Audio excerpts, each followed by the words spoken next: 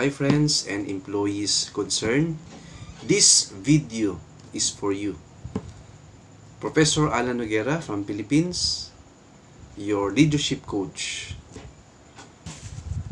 So our topic today is Article 91 of this Labor Code.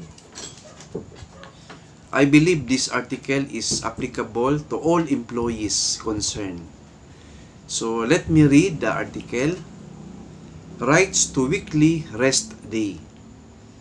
It shall be the duty of every employer, whether operating for profit or not, to provide each of his employees a rest period of not less than 24 hours after 6 consecutive normal working days or normal work days. So, in Tagalog, ang employer ay dapat magbigay ng rest day na 1 day or 24 consecutive hours after 6 working days. So, after 6 na trabaho from employee, dapat ang employer magbigay ng 1 day for his rest day. Naana siya sa Article 91 of Civil Labor Code of the Philippines. So please take note. So yan yung right ninyo as an employee. Any violation from the employer shall be grounds for case. Pwede kayo mag-file ng kaso sa employer if hindi ito ma-apply sa inyong trabaho. So again, may rest day kayo na 1 day after magtrabaho kayo ng 6 straight days sa trabaho. Yan yung rights nyo as an employee. So dapat lang na mag-rest day kayo kasi health is wealth, right?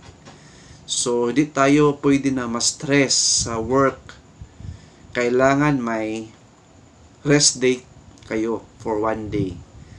So that is provided from our law in our country, Philippines, Labor Code of the Philippines.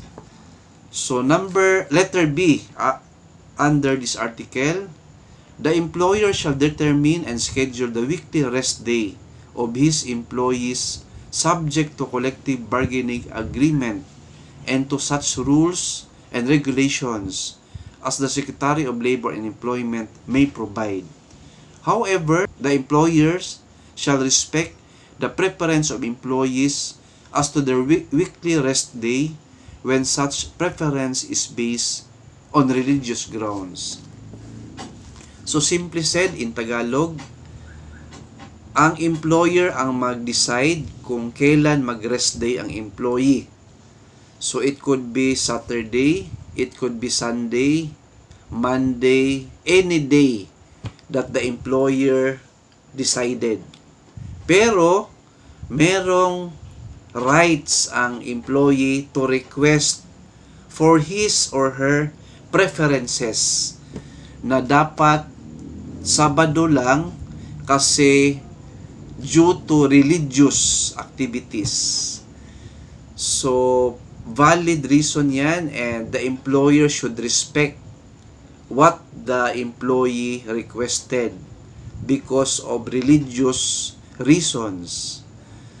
So kung merong ganyan na reason that is valid, and employer should accept and be amenable sa request ng employee pag religious reasons. Other reasons will not be accepted. That is under the law, Article 91 of this Labor Code of the Philippines. So that's it. So employees and people concerned, please be aware of this Article 91. Especially sa empleyado na hindi aware na dapat meron kayong rest day na 1 day after 6 consecutive days. So, friends and employees concerned, now you know your rights as an employee. Especially, by the way, sa security guards who I observed, walang rest day.